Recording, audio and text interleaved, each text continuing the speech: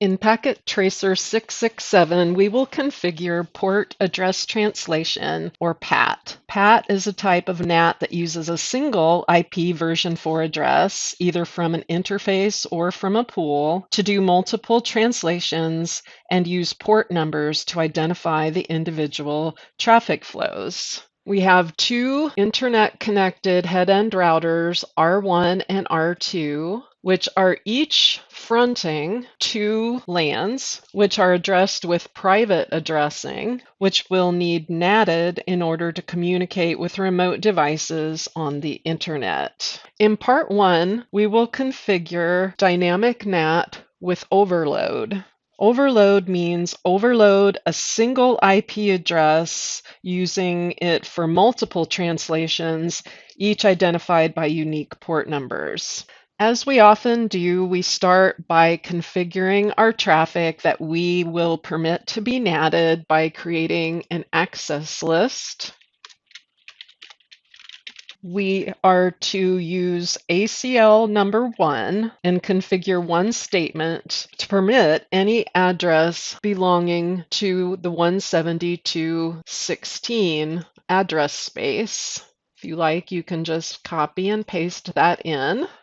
Our source addresses would need to be in the 172.16 address space and exactly match those first two octets. So the wildcard mask is 0, 0, 255, 255. Next, for our dynamic NAT, we will configure a pool of addresses, which will use the two usable addresses in the 209.165.200.232/30 address space.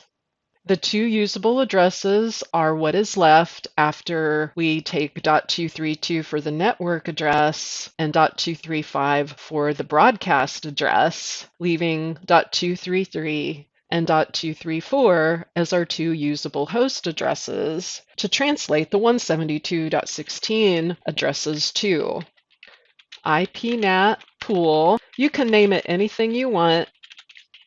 Beginning address .233 and our ending address .234. We have to specify the net mask, which for a /30 is 255, 255, 255, 252. Enter. Now we have to link the pool and the access list together by using the IPNAT inside source. Our list number is 1. We are associating that with pool. Put in the exact same name as you did when you created it in order to work correctly. There is one other thing we need to add here. To overload an address translation, because we're instructed to allow addresses to be reused, to allow more than two end devices to be NATed, to stretch that address space further, we will use the overload keyword. Next, identify our NAT interfaces. Our outside interface would be the one facing the global addressing, the internet, which is S010 on R1. For our inside interface, notice we have 4 end devices that are spread across 2 router interfaces. So we must configure those both as IPNAT inside to provide coverage. Starting with our outside address, 010, IPNAT outside, interface G0/0/0. Our first inside interface, IPNAT inside, facing that inside local addressing. And then G001, up arrow twice, repeat the inside command. Now that this dynamic NAT is all set up, it's time to look in your document for the first question to be answered. From the web browser of each PC that uses R1 as their default gateway, these 4, access the web page for server 1. My end devices tend to be a little laggy when I'm trying to open the web browser, so if that happens to you, just keep trying. From PC1, type in server 1's IP address, and then go. PC1 connected successfully. I'm putting this address in my copy buffer so I can paste it in the remaining hosts. L1's connected successfully. PC2 successful. Because of the overload, we are now able to have more than 2 hosts getting NATed. Were all connections successful? Yes, they were. View the NAT translations on router R1 by using the command show IP NAT translations. Notice that all 4 end devices, these numbers kind of run together here, but here are the 4 devices with their individual IP addresses, and they are using just one address out of the pool. That first usable host address, which is .233, is being used or overloaded for all 4 hosts because of PAT. PAT will continue to use the same address until it runs out of port numbers to associate with each translation. Once that occurs, the next address in the pool, .234, will start being used. The theoretical limit of possible port numbers would be 65,536, or 2 to the 16th power, since the port number field is a 16-bit number. So it's likely the device would run out of memory before it would even reach that theoretical limit. Continuing on to part 3, we will shift gears and configure port address translation using a single interface on the router instead of a pool. On R2, we will start with an access list. In this case, use access list 2 and identify our address space to be NATed, which in this case is 172.17 network space. Anything beginning with 172.17, so our inverse mask is 0, 0, 255, 255.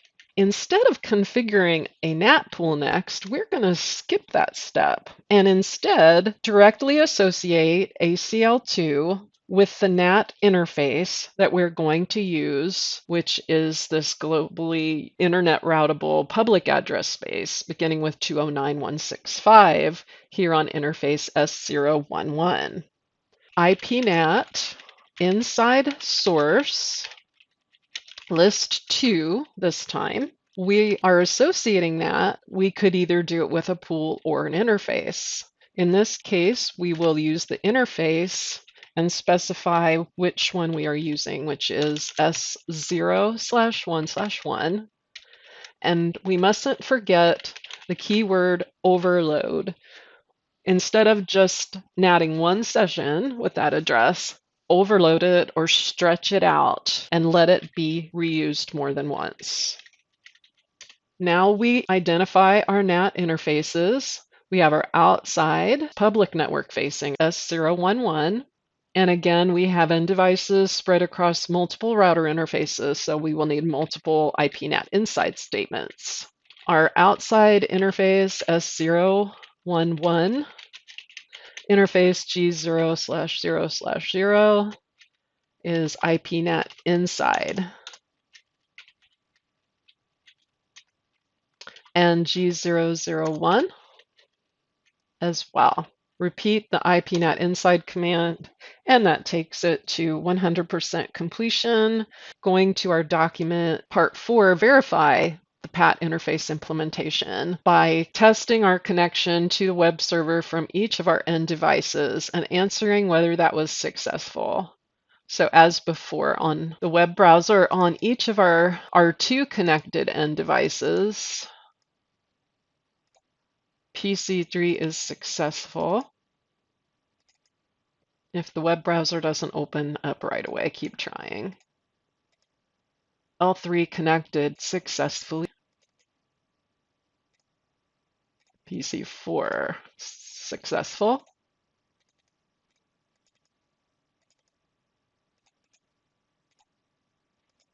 All 4 devices were indeed successful. And finally, view the NAT translations on R2 and compare the NAT statistics on R1 and R2. So looking first at the NAT translations on R2, show IP NAT translations. TR tab will do tab completion. Here are the 4 individual inside local host addresses that are being translated. The inside global, they're being NATed to the same IP address as belongs to that serial interface, each uniquely being identified by a different source port number, and all destination, the web server HTTP destination port 80. The source port number is what is unique here. Comparing the show IPNAT statistics between R2 and R1, if you want both windows side by side, you can check the top checkbox there on R2 to keep it from going into the background, and then open up R1 window and do the same show IPNAT statistics command. The question is, why doesn't R2 list any dynamic mappings? We see on R1 we have dynamic mappings output describing our relationship between the access list and the NAT pool and how much of the NAT pool is allocated. In R2, one difference is we didn't use a NAT pool, so we're not going to see a certain percentage allocated of multiple addresses because we're only overloading a single address. That's why there are no dynamic mappings. In other words, just put it in your own words, but there is no pool on R2 to dynamically map from, unlike R1. Something to that effect is fine. That concludes this packet tracer. Thank you.